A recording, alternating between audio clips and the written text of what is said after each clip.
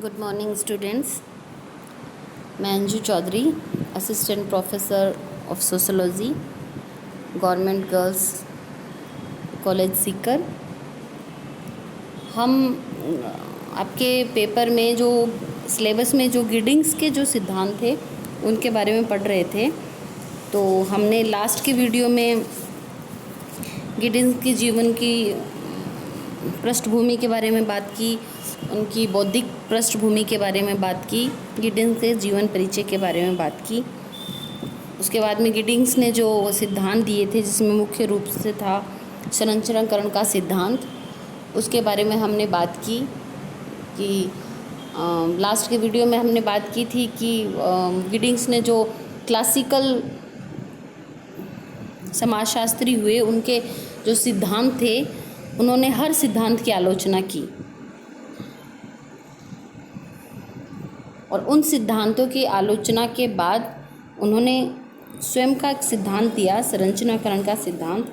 तो उस संरचनाकरण के सिद्धांत के बारे में भी हमने पढ़ लिया था लास्ट की वीडियो में।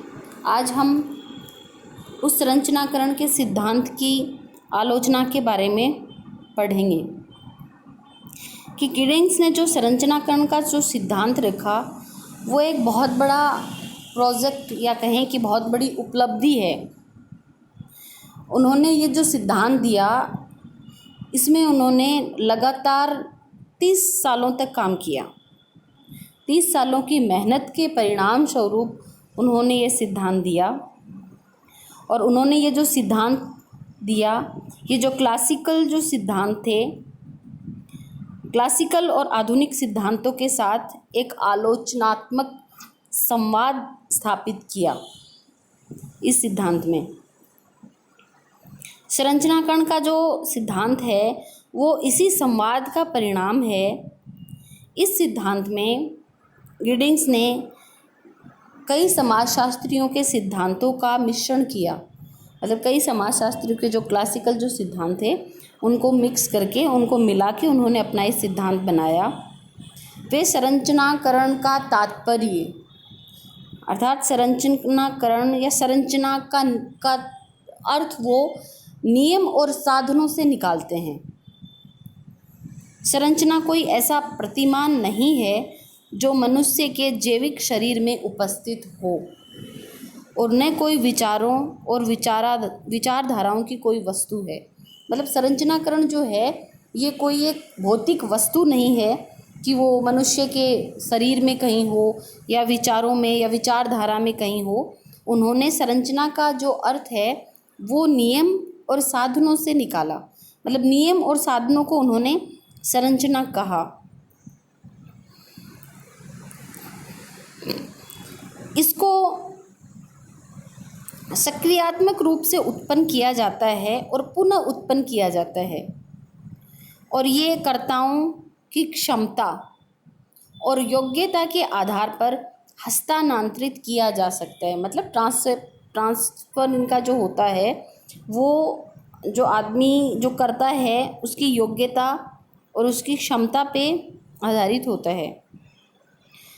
बहुत थोड़े से संरचनाकरण निरंतर होने वाली अंतःक्रियाओं की एक प्रक्रिया है।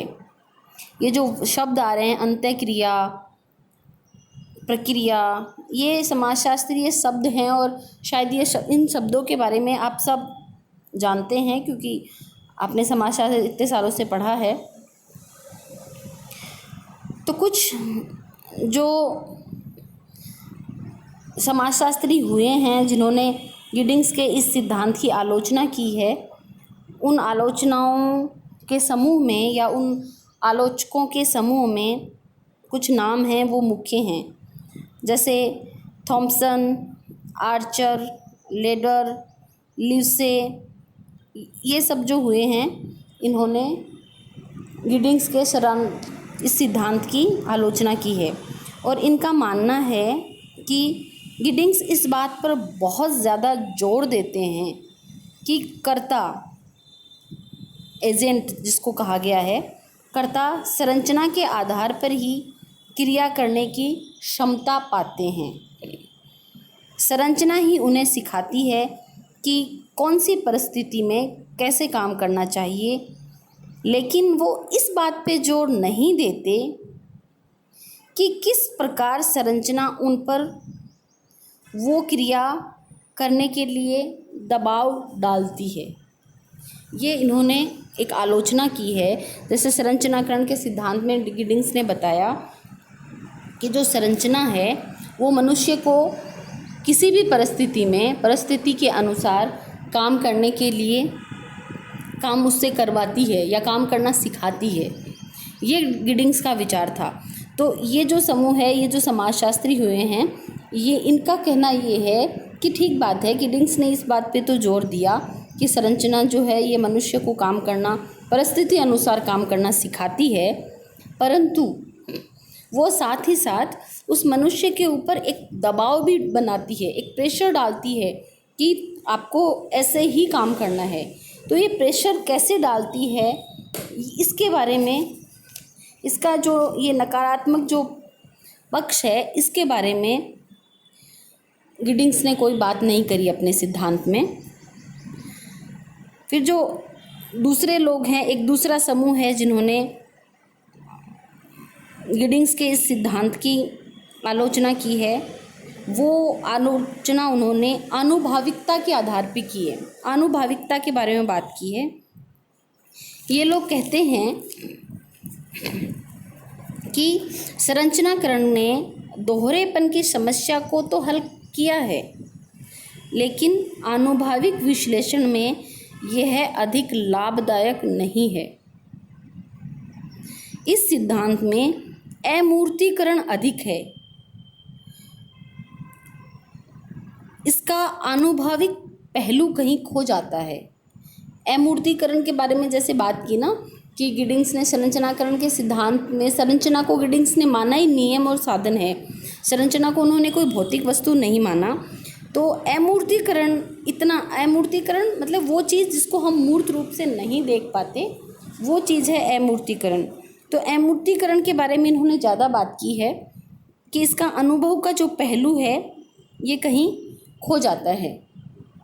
तो ये दो पक्ष थे, दो समूह थे जो गिडिंग्स के आलोचक रहे हैं, और इन्होंने गिडिंग्स के सिद्धांत की आलोचना की है। गिडिंग्स ने अपने संरचनाकरण का सिद्धांत हमारा ख़त्म हुआ यहाँ पे। संरचनाकरण का सिद्धांत क्या, इसके बारे में हम पढ़ चुके। छोटा सा इस वीडियो में संरचनाकरण की आलोचना भी मैंने आपको बताई कि दो समूह ने आलोचना की।